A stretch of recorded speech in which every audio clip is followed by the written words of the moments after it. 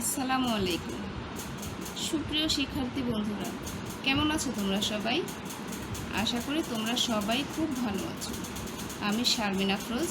আমি আজকে চতুর্থ শ্রেণীর আমার বাংলা ব্যাকরণ ও নির্মিতি পড়াবো। তাহলে শিক্ষার্থী বন্ধুরা চলো পড়ায় চলে যাই। আজকে আমি তোমাদের পড়াবো রচনা। তোমরা আমার বাংলা ব্যাকরণ ও নির্মিতি বইয়ের 183 পৃষ্ঠা বের করো। এখানে পৃষ্ঠা নাম্বার দেয়া নাই, কিন্তু পাশের পৃষ্ঠা দেখো 182। ঠিক আছে, তাহলে 183 পৃষ্ঠা বের করো। তৃতীয় খণ্ড, প্রবন্ধ রচনা।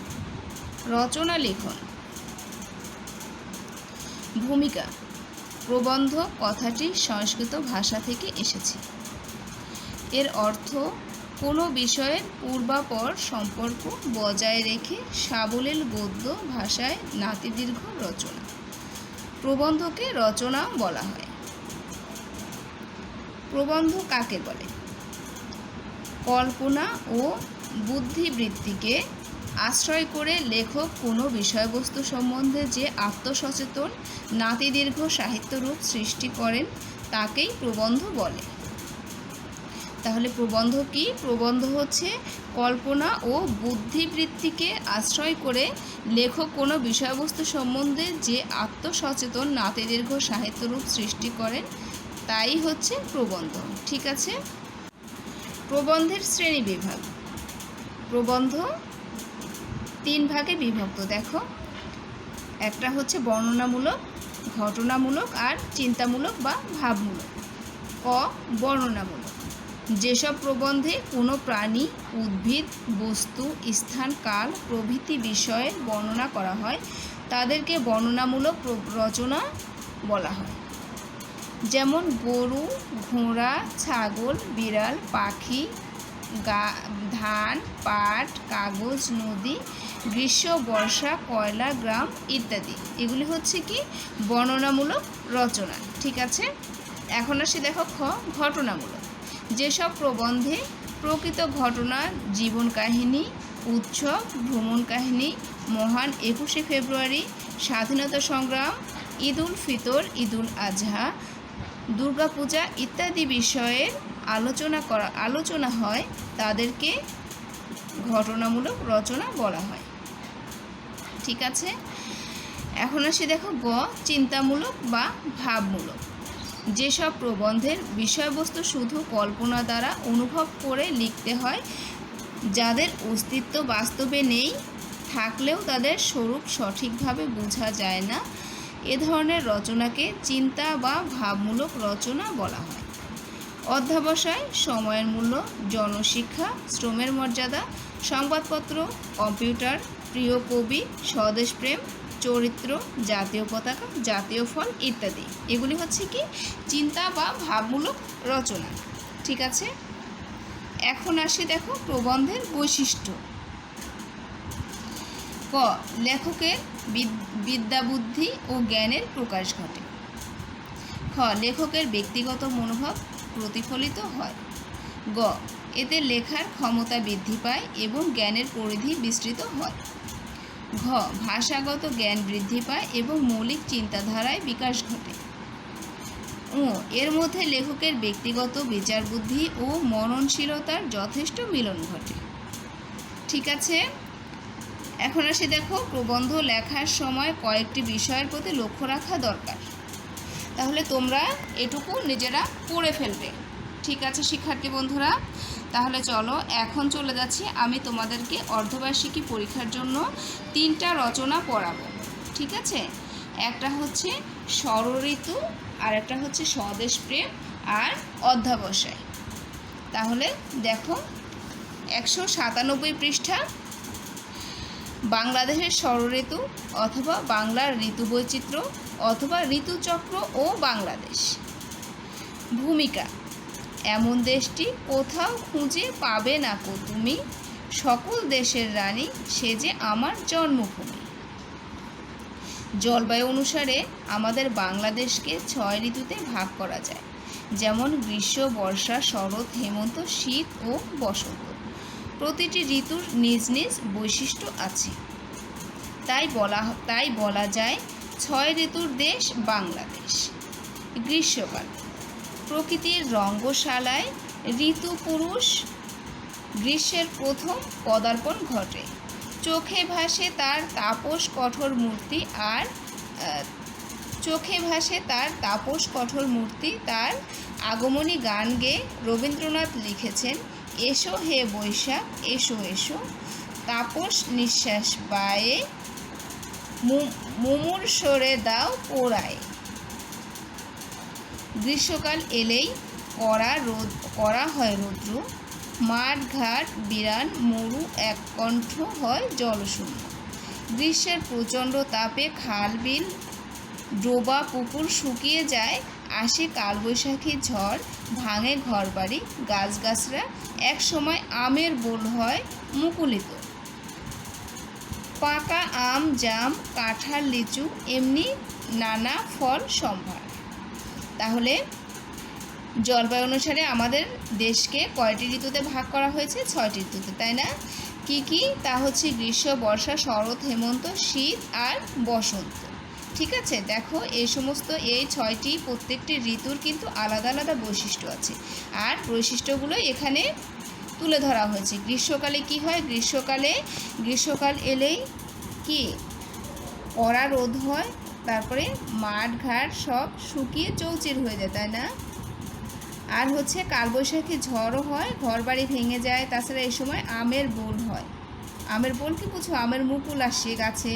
তারপরে পরে এক সময় কি হয়, আম জাম আস্তে আস্তে বড় মুকুল থেকে আম গুটি এসে তারপরে তা বড় হয়, এবং বড় হয়ে এক সময় কি হয়, নানা ধরনের ফল পাকে। ঠিক আছে, এখন আসে দেখো বর্ষাকাল। গ্রীষ্মের পরে আসে সজল বর্ষা, আষাঢ় শ্রাবণ এ 2 মাস বর্ষাকাল। মেঘে ঢেকে যায় আকাশ, শুরু হয় অবিশ্রান্ত বর্ষণ, ভেসে যায় মাঠ ঘাট, সুজলা সুফলা হয়ে ওঠে বাংলাদেশ। প্রকৃতিতে ফিরে আসে সজীবতা, জমিতে জমিতে ধান, কৃষকের মুখে হাসির বাণ। জমিতে জমিতে ধান, কৃষকের মুখে হাসির বাণ। এ প্রসঙ্গে কবি উল্লেখ করেন, বাদলের ধারা ঝড় আউশের ক্ষেত জলে ভর ভর, কালিমাখা মেঘে হেপারে আধার, ঘনিয়েছে দেখো চাহিরে। তাহলে বর্ষাকালে কি হয়? অবিরাম বৃষ্টি পড়ে, তাই না? আর বৃষ্টিতে কি হয়, বর্ষায় নদী নালা খাল বিল ভেসে যায়, তাই না? আর হচ্ছে কোন কোন মাস নিয়ে বর্ষাকাল হয়? আষাঢ় শ্রাবণ, তাই না? আষাঢ় শ্রাবণ এই 2 মাস নিয়েই হচ্ছে বর্ষাকাল। আর ভেসে যায় মাঠঘাট তো ভেসে যায়, কিন্তু সুজলা সুফলা যেন স্নিগ্ধ হয়ে ওঠে বাংলাদেশ, তাই না? আচ্ছা, এরপরে আসছি দেখো শরৎকাল। বর্ষা শেষে শরৎ আসে তার মনোমুগ্ধকর রূপ নিয়ে। এ রূপের জন্যই শরৎকে বলা হয় ঋতুর রানী। আকাশে তখন সাদা মেঘ ভেসে বেড়ায়। শরতের মায়াময় রৌদ্র কিরণে প্রকৃতি চঞ্চল হয়ে ওঠে। গাছপালা তরুলতায় তখন দেখা যায় সবুজের সমারোহ। তাহলে শরৎকালে কি হয়? বর্ষা শেষে আসে শরৎ, আর শরৎকে বলা হয় কি? ঋতুর রানী। আকাশে তখন সাদা মেঘ ভেসে বেড়ায়, তাই না? আচ্ছা, এরপর আসে দেখো হেমন্তকাল। শরতের পরে আসে হেমন্ত। মাঠে মাঠে তখন ফসল কাটার গান। কবিগুরুর ভাষায়, ঠাঁই নাই ছোট সে তরি, আমারই সোনার ধানে গিয়েছে ভরি। ঘরে ঘরে নবান্ন উৎসব, আত্মীয় স্বজনকে পিঠাপুলির নিমন্ত্রণ। প্রভাতে সূর্যকিরণে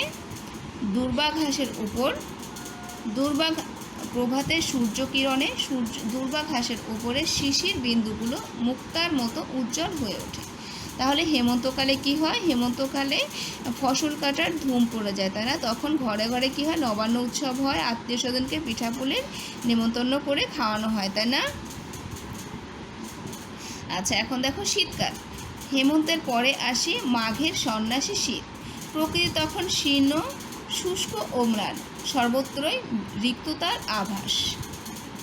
উত্তরে হাওয়া বইতে থাকে, মানুষের মন ক্লান্ত ও নিস্তেজ, তবুও খেজুর রসের পায়েস, টাটকা শাকসবজি, নানা রকমের পিঠা বাঙালির জীবনে বয়ে আনে খুশির জোয়ার। কবি সুফিয়া কামালের ভাষায়, পৌষ পার্বণে পিঠা খেতে বসে খুশিতে বিষম খেয়ে আরও উল্লাস বাড়িয়েছে মনে মায়ের বকুনি পেয়ে। তাহলে শীতকালে কি হয়? শীতকালে শীতকালে প্রচণ্ড শীত তো পড়ে, তার সাথে কি হয়, তখন খেজুর গাছের রস পাওয়া যায়, আর পাওয়া যায় কি নানা ধরনের টাটকা শাকসবজি। তখন শীতকালে তাছাড়া পিঠাপুলি খাওয়ারও ধুম পড়ে যায়, তাই না শিক্ষার্থী বন্ধুরা? তাহলে এখন আসি দেখো বসন্তকাল। সর্বশেষে আসে ঋতুরাজ বসন্ত।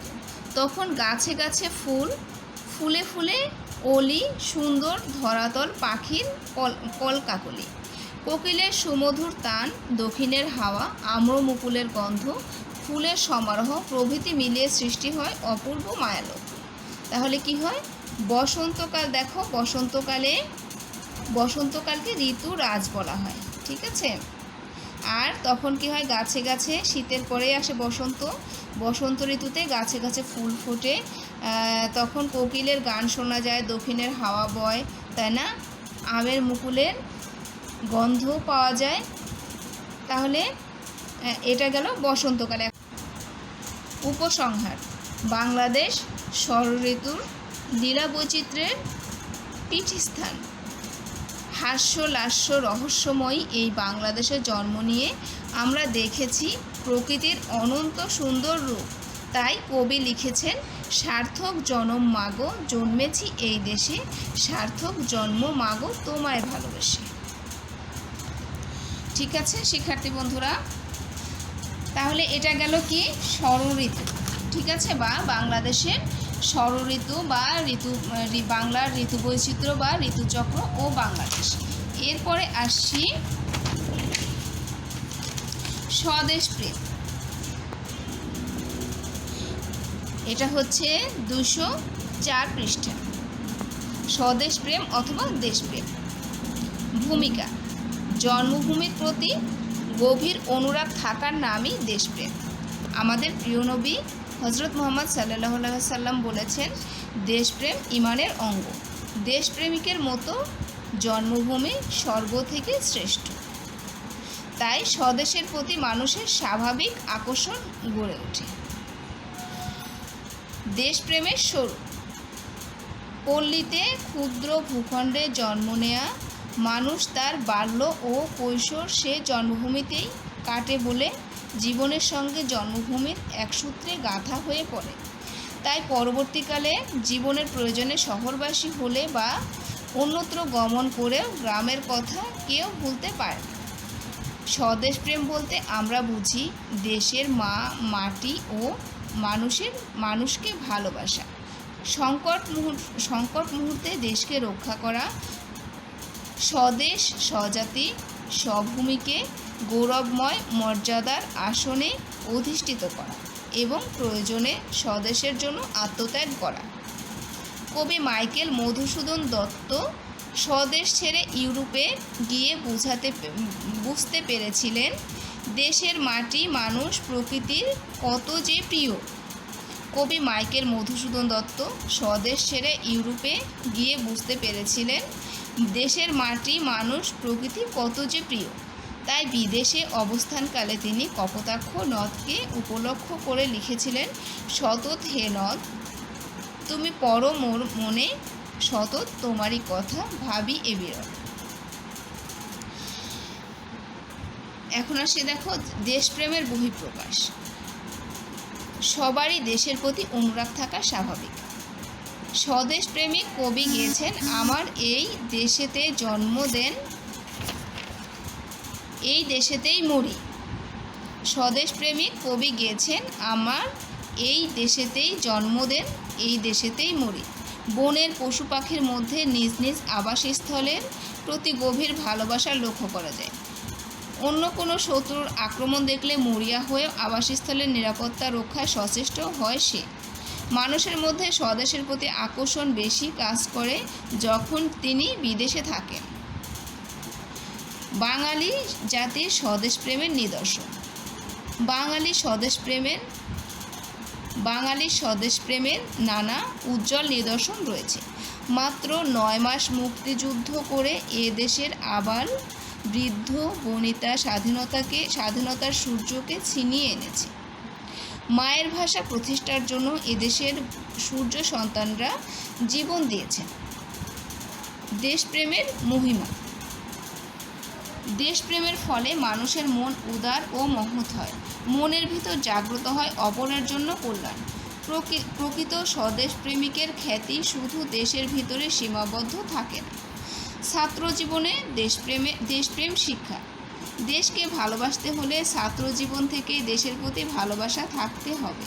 দেশকে ভালোবাসতে শিখলে দেশের কল্যাণে জীবনদান করার মনোবৃত্তি জাগবে। দেশের প্রতিটি মানুষকে আপন করে ভাবতে হবে। উপসংহার: আমাদের প্রত্যেকের উচিত দেশকে ভালোবাসা। দেশকে ভালোবাসতে না পারলে উন্নতি করা সম্ভব নয়। আবার অতিরিক্ত দেশপ্রেম অন্য দেশের প্রতি কটাক্ষ করা উচিত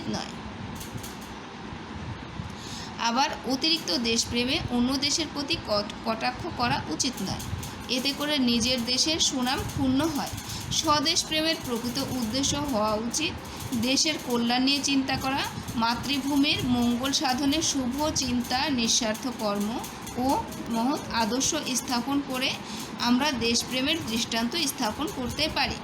তাহলে আমরা কি পড়লাম এতক্ষণ? কোন রচনাটা? দেশপ্রেম পড়লাম বা স্বদেশপ্রেম, তাই না? স্বদেশপ্রেমটা কি? দেশের প্রতি, নিজ দেশের প্রতি, যেখানে জন্ম বা যেখানে বেড়ে ওঠা, যেই দেশের মধ্যে বসবাস করা, সেই দেশকে ভালোবাসাই হচ্ছে দেশপ্রেম। ঠিক আছে? দেশের প্রতি যে ভালোবাসা বা প্রেম, সেটাই হচ্ছে দেশপ্রেম। ঠিক আছে? তাহলে চলো এখন চলে যাচ্ছে। আসলে তোমরা নিজেরা পড়ে নিও, আমি তো পড়েই দিলাম। এখন আসলে তোমাদের ভিডিওটা আসলে অনেক বেশি বড় হয়ে যাবে। আমি বেশি কথা বললাম না দেশপ্রেম সম্পর্কে। ঠিক আছে শিক্ষার্থী বন্ধুরা, এখন চলে যাচ্ছি অধ্যাবসায়। আরেকটা কি পড়াতে চেয়েছিলাম রচনা? অধ্যাবসায়। এটা হচ্ছে 211 পৃষ্ঠা। অধ্যাবসায়। ভূমিকা। কথায় বলে, পারিব না এ কথাটি বলিও না আর, একবার না পারিলে দেখো শতবার। কোনো কাজের সাফল্য অর্জনের জন্য অদম্য মনোবল নিয়ে পুনঃ চেষ্টা করার নামই অধ্যাবসায়। যতগুলো মানবীয় গুণ বিশ্ব সভ্যতার অগ্রগতিতে বিশিষ্ট ভূমিকা পালন করেছে, অধ্যাবসায় সেগুলোর মধ্যে অন্যতম। অধ্যাবসায়ের দ্বারা মানুষ অসম্ভবকে সম্ভব করেছে, অসাধ্যকে সাধন করে তুলেছে। অধ্যাবসায়ের অঙ্গসমূহ: পরিশ্রম, ধৈর্য, উদ্যম, অভিনিবেশ ও সংকল্পের দৃঢ়তা অধ্যাবসায়ের অঙ্গ। কোনো মহৎ কাজ সাধন করতে হলে মানুষকে এই বিশিষ্ট গুণগুলোর অধিকারী হতে হয়। অধ্যাবসায়ের প্রয়োজনীয়তা। মানব জীবনে অধ্যাবসায়ের প্রয়োজনীয়তা অপরিসীম, কারণ অধ্যাবসায় ছাড়া এ জগতে কেউ সাফল্য অর্জন করতে পারে না। পৃথিবীতে যা কিছু মহৎ, যা কিছু সুন্দর, যা কিছু কল্যাণকর, সবই অধ্যাবসায়ের দ্বারা অর্জিত হয়েছে। তাই অধ্যাবসায় মানব সভ্যতার অগ্রগতির চাবিকাঠি, ব্যক্তিগত জীবনে উন্নতির সোপান। এরূপ মনোবল আমাদের সবার থাকা উচিত, তাহলেই জীবনের অভীষ্ট লক্ষ্যে পৌঁছানো যায়। অধ্যাবসায়ের দৃষ্টান্ত। জীবন সংগ্রামে সাফল্যের গুপ্তদ্বার হলো অধ্যাবসায়।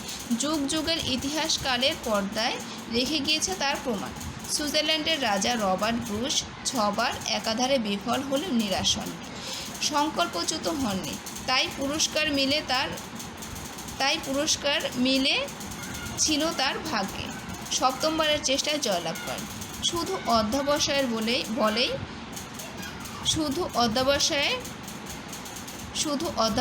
বলেই রবীন্দ্রনাথ ঠাকুর, শেরে বাংলা একে ফজলুল হক, জগদীশ চন্দ্র বসু ও নজরুল ইসলাম বিশ্ববিখ্যাত হতে পেরেছিলেন।